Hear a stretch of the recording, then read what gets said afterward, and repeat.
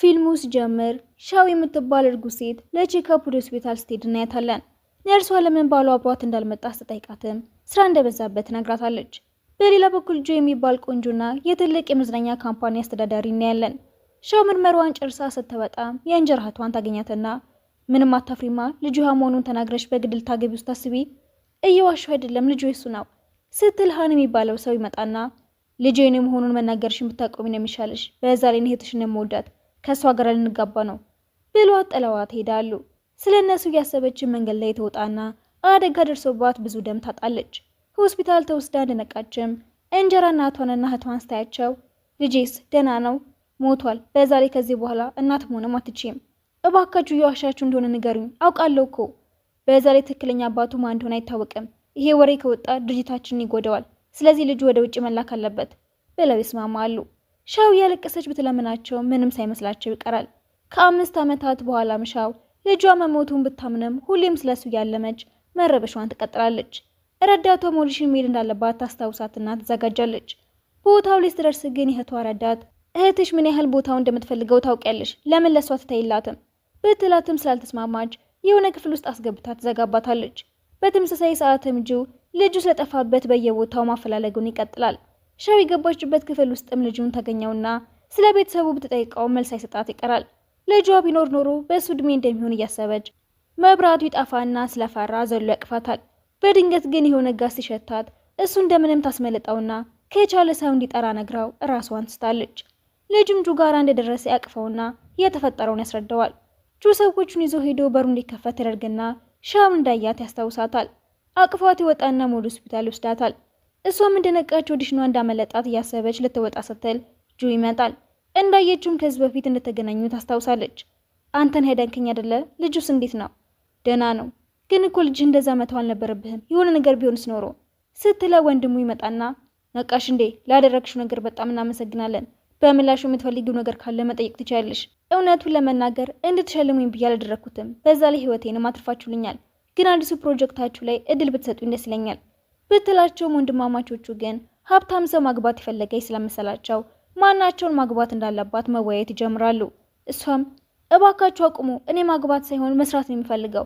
በሱ ልትረዱኝ ካልቻላችሁ ሌላ የምናወራበት ነገር የለንም፣ አመሰግናለሁ ብላቸው ተወጣና ኦዲሽኗን ለመስጠት ስትሄደም ዳይሬክተሩ ስላረፈደች ሊሰማት ባይፈለግም ምንም ሳይመስላት ስክሪፕቱን መናገር ትጀምራለች። ሰውየውም ችሎታዋን ስለወደደው ሊያሰራት ይስማማል። ትንሹ ልጅም ቢሆን ሻውን በድጋሚ ማየት ስለፈለገ በጣም ያስቸግራቸዋል። ጆ አማራጭ ስላልነበረው በምሽት የሻው ቤት ይዞ ትሄዳል። እሷም እንዳየቻቸው ብትደነግጥም ምግብ ትሰራላቸውና ልጁንም በጣም ነው የማመሰግነው የኔ ውድ፣ የዛን ያንተ ባትኖር ኖሮ እኮ ሞቼ ነበር ስትለው ከአባቱ ጋር እንዲቀራረቡ ስለፈለገ ደስ ይለዋል።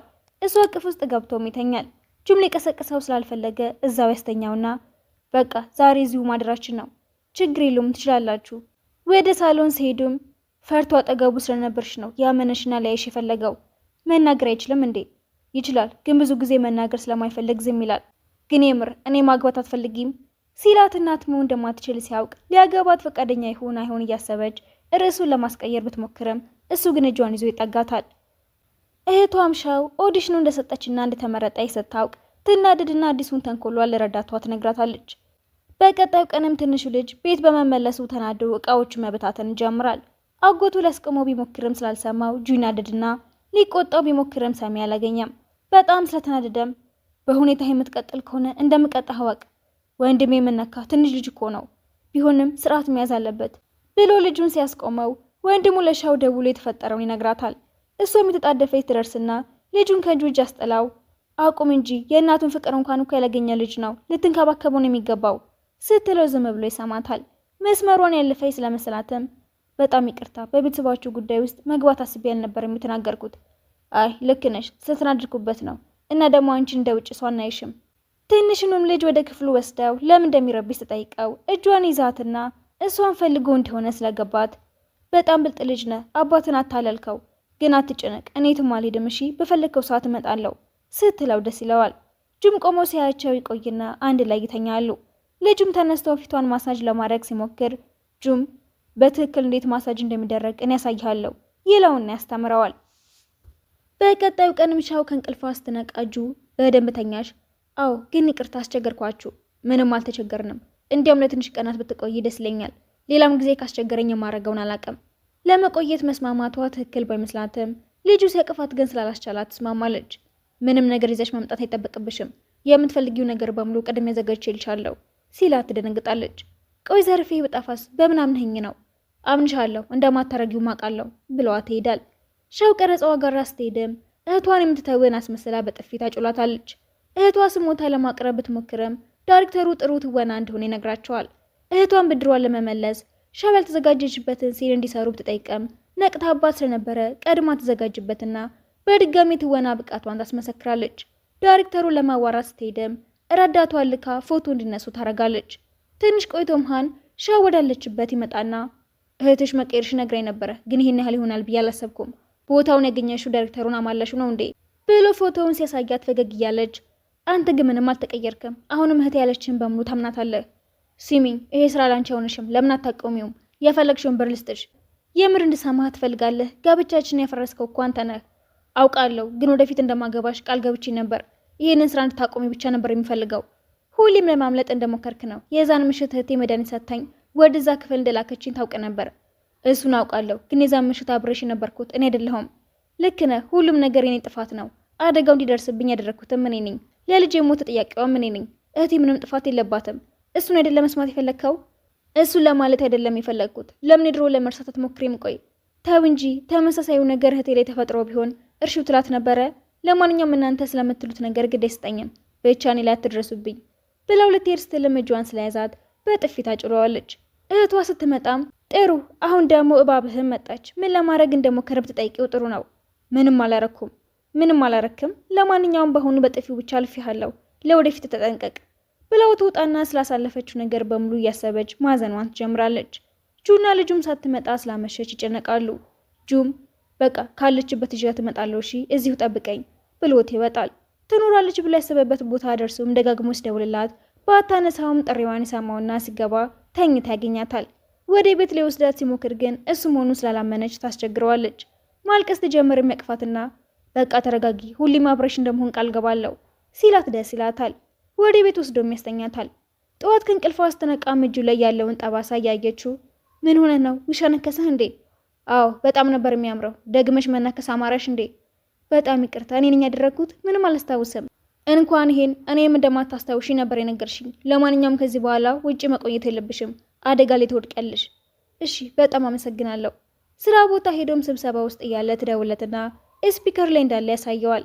እሷም ወጥተን ልንዝናና አስበን ነበረ፣ ብቻችንን ሆነን የሆነ ነገር እንዳይፈጠር ስለፈራን ስራ ከሌለብህ አብረን ብትመጣ ምን ይመስልሃል? በቃ መጣው፣ 5 ደቂቃ ብቻ ጠብቁኝ ብሎ ስብሰባውን አቋርጦት ሲነሳ ከዚህ በፊት አድርጎት ስለማያውቅ ሰራተኞቹ በሙሉ ይገረሙበታል። ተዝናንተው ሲመለሱም ልጁ አለቅም ስላላት ሻውም አብሬ እንድተኛ ፈልገህ ከሆነ እኔም ደስ ይለኛል እንደዚህ ስትለውም ጁ ግን እኮ ያንተ አልጋ ትንሽ ነው፣ ሌላኛው ክፍል ውሰዳት ይልና ምልክት ሲሰጠው ብልጡ ልጅ ይዟት ጁ ክፍል ይሄዳል። እሷም የሱ ክፍል እንደሆነ ጠርጥራ ይሄ ክፍል ያንተ አይደለማ፣ እዚህ መተኛት ጥሩ አይሆንም እኮ ስትለው ልጁም ያኮርፋል። ጁም እዚህ መተኛት ትችያለሽ፣ በዛ ላይ ሰፊ ነው፣ ምኑን ያልወደድሽው? እሷም መተኛት እንደማትፈልግ ለማሳመን ብትሞክረም ለምንድን ነው የፈራሽው? በዛ ላይ እኔን ማግባት እንደምትሽ ነግርሻለሁ። ሲጀመር ሌላ ምርጫም የለሽም እኮ፣ ከተጋባን በኋላ ቀስ እያልሽ ትወጂኛለሽ። እንዴት ማምለጥ እንዳለባት እያሰበች ትጨናነቅ ያያትና በዛ ላይ የማታውቂኝ ሰው አይደለሁም፣ ለምንድን ነው የምትፈሪኝ?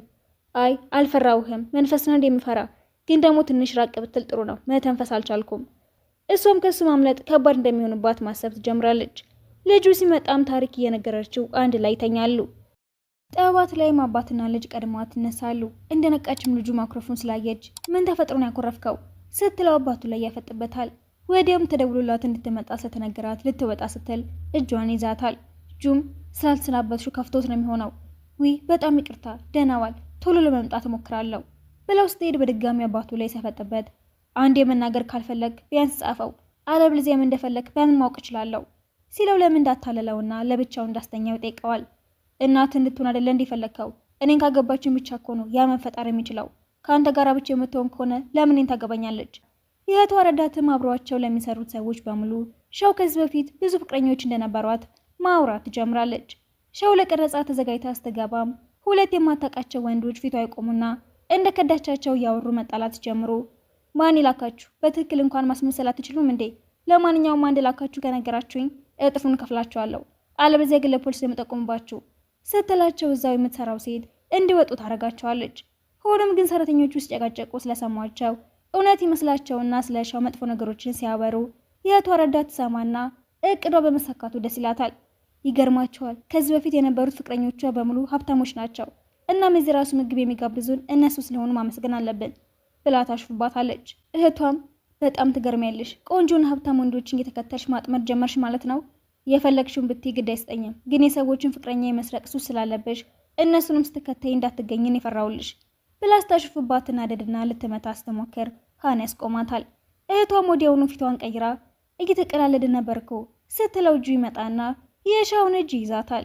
ሰራተኞቹን በድጋሚ ሌላ ሀብታም ፍቅረኛ እንዳጠመደች መናገር ቢጀምሩም ምንም ሳይመስለው እንሂድ ይልና ይዘዋት ሲወጣ እህቷ ድብን ትላለች።